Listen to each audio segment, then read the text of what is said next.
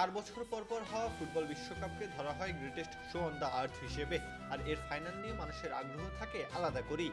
সেই ফাইনালের টিকিটের দাম এখন সর্বোচ্চ $10,990, বাংলাদেশি টাকায় যা প্রায় 13,45,000।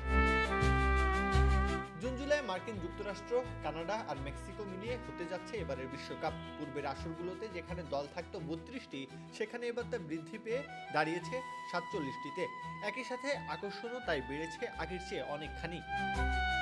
কিন্তু টিকিটের এমন দাম দেখলে চোখ কপালে উঠতে বাধ্য।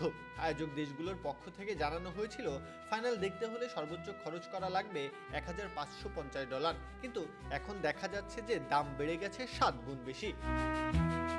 এবারের বিশ্বকাপে অংশ নেওয়া সকল দেশের অফিসিয়াল সমর্থকদের জন্য ডিসেম্বরের টিকিট বাজারে ছাড়ে ফিফা।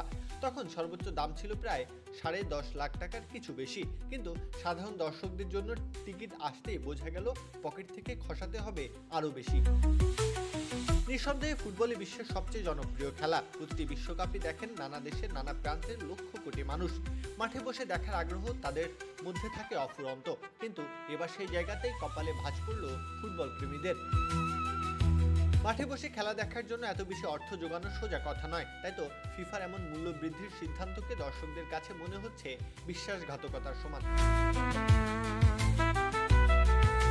প্রত্যহ কাব্য, খেলা 71।